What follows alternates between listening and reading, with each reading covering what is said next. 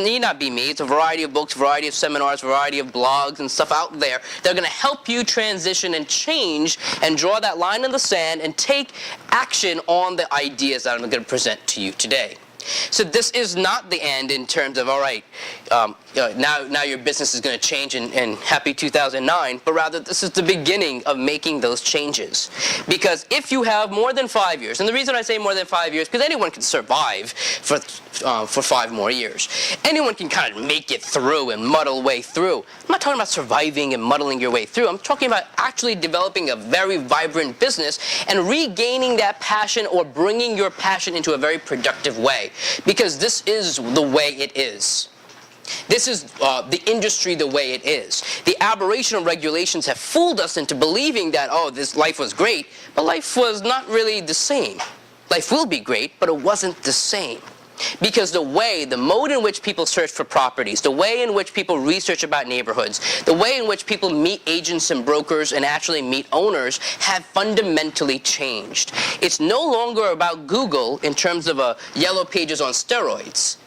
It's now about Facebook and a room that people are entering.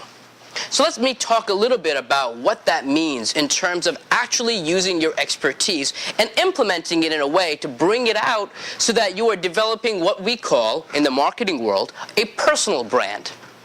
What does that mean? Has anyone heard that phrase before, personal brand, before? No? Have you? What does that mean? I mean, is it just some fancy marketing speak, or what does personal brand mean to you? Can you share? Oh, either one of you, I'm sorry, yeah.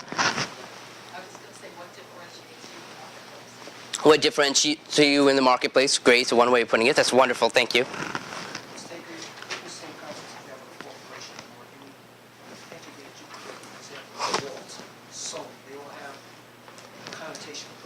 Right. So you basically take the same premise there to sell, differentiate you from your so-called competition.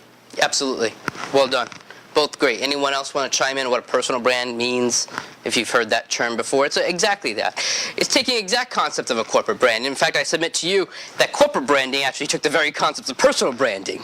The first brand, does anyone know the first corporate brand? The first brand that ever was there? Coca-Cola? Does someone actually predates Coca-Cola? Sears predates Sears. Way before Nike. Way before DuPont. Way before Ford. Actually, a little bit before Kellogg's, because Kellogg's was that Campbell's a little bit before Campbell's, but a little bit before Kellogg's. Campbell's came after. Levi's. Was that Levi's? No. Actually, they didn't brand themselves until a little bit after this company. Probably maybe a company you wouldn't even think of, because the reason they had to brand themselves was because their product came in a brown bag, and they had to assure people. No. Brooke Shields in the sun. Definitely not Brooke Shields. No, she's not that old. That was the baby with the sun product. Oh, really? No. Way before this. This was actually early 1800s. Thomas Edison. No. Before Edison's maybe the first personal brand, perhaps. But no. It came in the brown paper bag, and unfortunately, when people would go to this corner store, they would put this stuff in the brown paper bag, and they would take it home and be all moldy, and people would be really upset.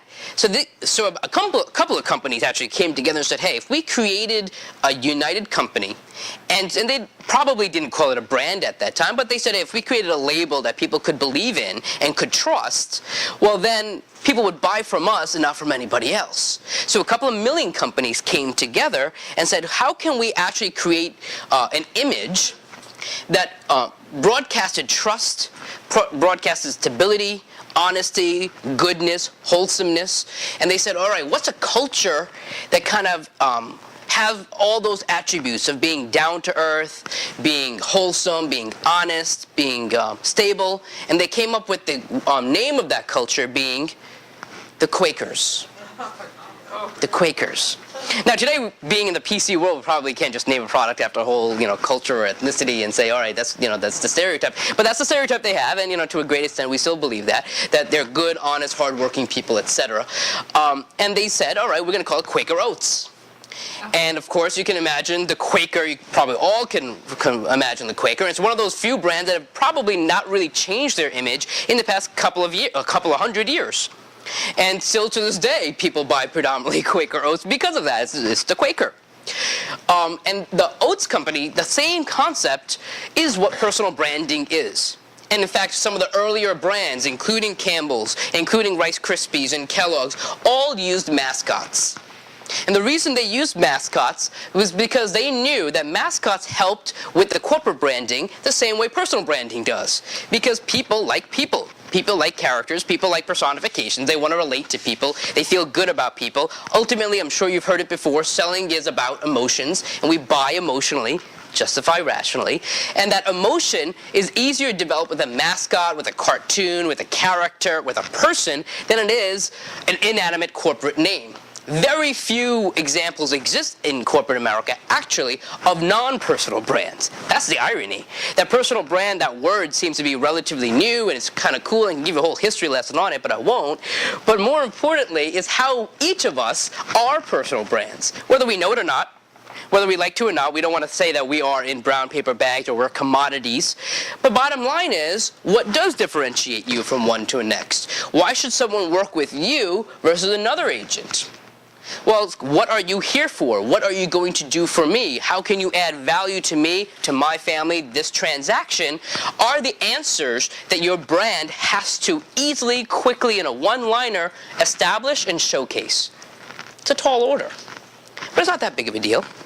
Because you do it automatically. You've done it in the offline world. You do it with people in a live, synchronous conversation. Synchronous just means real time. So transferring that and using the internet as a medium isn't that big of a deal. Don't get bedazzled by all this technology. At this point in the internet, pretty much everything you need to do is about click, click, click. And if you can check your email online, I submit to you, you can do everything that what I'm telling you to do. Kind of like what Bruce mentioned, that, while he's not a Luddite, he's probably not a geek. And he can do this kind of stuff. I know you guys can. And I'll give you a little bit of my background. I am definitely not a Luddite. I am sort of a geek. I did grow up with this stuff. As much as I'm not part of the MySpace generation, I was actually chatting online when I was in high school. Now it's kind of the cool thing to do in high school, but when I did it was actually rather the geeky, weird thing to do. And I was the kid in the library chatting and doing all sorts of stuff, and people thought I was hacking into the Pentagon. I wasn't doing any of that kind of stuff. Of course not. But they didn't know. And my parents didn't fully understand. Growing up, of course, I'm in high school. We only had one phone line. There was no dedicated internet line or broadband, all that stuff. I figured out how to install the modem in my computer. And I went on to these bulletin board systems, we called it, BBSs, which are basically versions of what you would see as Facebook and MySpace. They were basically places where predominantly kids would log on and chat with each other. This was the early days of the internet. It was almost pre-real internet protocol. But nonetheless, I grew up with this stuff. So all the acronyms that we use nowadays, all the smiley faces and the LOLs and all those kinds of acronyms that we use nowadays, I was using 15 years ago. And it's kind of funny now for me to meet my friends again in Facebook, where we haven't seen each other in 15 years, and for us to kind of sort of be running away from how geeky we were 15 years ago, but to really realize that we were pioneers at that point.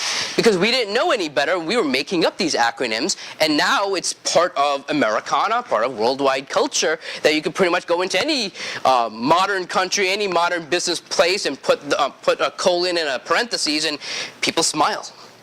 And it's such a silly thing. But it's a smiley face. We all can picture a smiley face. We probably use it nowadays. Sometimes use it too much in a business setting because, but you need to convey emotion. So my point is, how can you bring out your expertise in these online media? Because these are rooms now. These are no longer search directories. Well, take a look at your handouts. There are 3 basic bread and butter ways that you're going to bring out your expertise. And as you're staring at the handout, the first handout that I want you to take a look at is the one that's kind of blue. Blue. This showcases to you what I call the bread and butter of expertise marketing online, personal branding online. Your personal brand is going to be very much expertise driven because you are professionals. If you are, for example, an artist, it's going to be much more portfolio and showcasing that type of expertise, if you will, or that type of competence. They're musicians, etc., and artists and visual artists. They showcase it differently. We're going to showcase it more through our knowledge and our competency and what we can do for other people professionally. Only makes sense. But really, the media is the same. It's like a pen. You could use that pen for a variety of